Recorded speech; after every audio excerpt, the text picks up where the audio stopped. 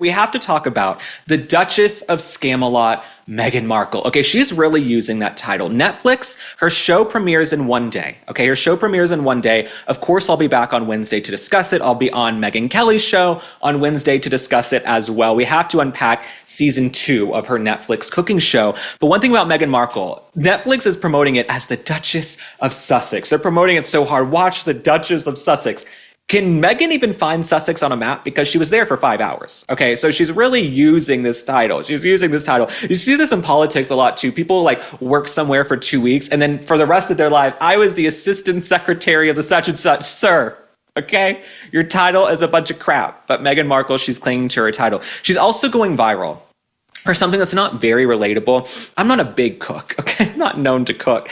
But one thing you normally don't do is cook in hundreds of thousands of dollars worth of jewelry, especially when you're trying to be this like relatable, down-to-earth, mother green, nature woman walking around barefoot in Montecito. But let me read you what was happening, okay? So she wore more than $338,000 worth of jewelry while whipping up a pasta dish, okay? Now, most chefs, they remove their jewelry and their rings. They even tie their hair back. You don't have long hair and extensions in your food. But Meghan Markle, she seems to be playing by her own rules. So be careful if you eat at Meghan Markle's house. We've discovered she has like bugs and crickets and insects in her food. From the pictures we've seen, you might have hair in your food. You might end up, honestly, if you eat at Meghan Markle's house, about to say another Meghan. If you eat at Meghan Markle's house, you might end up with like a ring in the food. You might think you're getting proposed to because she's wearing all this jewelry, okay?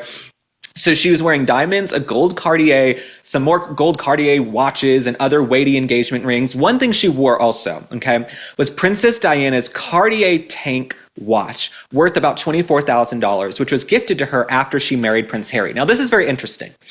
I'm not shocked that she's wearing Princess Diana's jewelry in the trailer because she needs Princess Diana to drum up attention for herself. Like when she dropped her rosé, does anybody talk about that rosé anymore?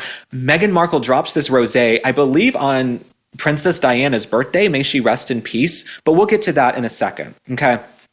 So then she also had on a $3,197 Jennifer Meyer mini bezel tennis bracelet, handcrafted from polished 18-karat yellow gold. And of course, her $161,922 engagement ring stacked with her about $14,000 wedding band. So this is all very relatable. She's wearing Cartier and Princess Diana's jewelry. I mean, Princess Diana, right, was the elite of the elite British royalty, okay? Just a queen in her own right, Princess Diana. I don't think she ever imagined that this washed up wannabe actress from Hollywood would be wearing her jewelry in a wannabe Martha Stewart cooking show on Netflix, okay? Princess Diana probably never imagined her jewelry would end up out in California worn by this washed up chick from Suits making pasta in a kitchen. Now, I'm really pissed off, okay? I'm really pissed off about this next story, and I know many of you are as well. If you don't know what's happening, Meghan Markle and Prince Harry are allegedly pitching a Princess Diana documentary to Netflix. I'm going to wait for you to vomit and be sick. Of course, they know their deal with Netflix is really on the chopping block, right? They were demoted to a first look deal, okay? Which means basically Netflix doesn't want too much to do with Harry and Meghan at this point. They're not big breadwinners. They're not bringing in the dough. But if you have any projects, give us a first look. Give us that first right of refusal. That is what they're doing. But they are pitching a 2027 documentary about Princess Diana to coincide with the anniversary of her death as part of their new Netflix deal, okay? An industry source said, if Harry wants to do it, then Netflix will bite his hand off. Now, it's worth noting, Prince Harry has already appeared in 2 documentaries about Diana, which were commissioned to mark the 20th anniversary of her death in 2017. So Prince Harry and Meghan Markle, they know their clout is down. They can't generate press. They're trying to whore out the kids and use the kids more on social media. Archie and Lilibet. Ooh, I hate that she named her Lilibet. Lilibet Diana, actually, ironically. And the last thing I will say, just to reiterate, you can't go lower, okay? Meghan Markle, you can't go lower. Bottom of the barrel, gutter, fish, trash. To use a dead woman for clout, fame, attention, to use Princess Diana, a woman you never met, who would not have liked you, in my opinion, for all of your attention, because everything you tried to do has failed. Meghan Markle. Everything you've tried to do has failed. And Prince Harry, you're just as culpable, okay? Everybody said for years, Prince Harry's, PW'd by this woman. She pulled the wool over his eyes.